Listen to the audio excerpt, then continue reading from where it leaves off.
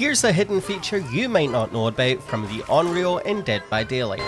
The Onryo starts the match Demanifested, which causes her to phase in and out. This allows her to run around the map silently, becoming harder to see and teleport to TVs. But one feature that isn't listed in her power description is that the Onryo cannot be stunned while Demanifested. Not only can she not get stunned, but she can even run right through survivors, making pallet plays even more difficult. If you're being chased by Onryo and she's Demanifested, try not to hang around a pallet just to stun her. Doing so will let her break the pallet immediately, letting her burn through the pallets on the map very quickly. This also brings a large risk that she'll be able to walk right through you as you try to stun her, letting her manifest during the pallet animation and hit you before you can move. Try to keep the pallet so you can stun her while she's manifested. You can tell if she's manifested or not as she'll be phasing in and out. However, the audio cues will help you out more, as once manifested, the phasing will continue for a couple of seconds, letting this killer fool you into thinking she can't hit you. If you don't want to risk being hit while she's demanifested, then instead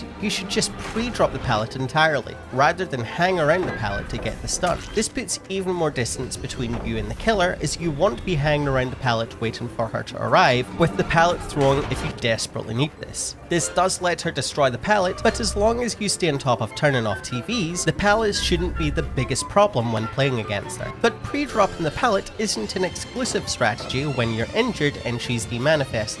If you're sitting on a generator and a television turns on, Onryo has a strong chance of immediately teleporting to that TV. She'll gain a small speed boost, letting her get to the generator you're on and down you very quickly. In this scenario, you want to run to a pallet and drop it immediately, as the speed boost has the very strong possibility that she flies right through the pallet and downs you before you can react, especially if she has the bloody fingernails add-on, increasing the speed boost even further, making her harder to escape from. Keep in mind that when Onryo teleports, she leaves the television already manifested. If there's a window next to you, you should aim to vault away instead and try to create as much distance rather than pre-dropping pallets altogether. And more importantly, make sure the TV is off at all times so you don't need to worry about pre-dropping in the first place. You should only pre-drop if you're injured or exposed, as dropping the pallet means you lose this resource when you need it the most. Instead, it's usually better taking a hit while healthy so you can get to the next tile and be able to come back and use a pallet later to help avoid getting hooked. I hope these tips have helped you learn something new when playing against the Onryo, and if they have, consider subscribing to the channel,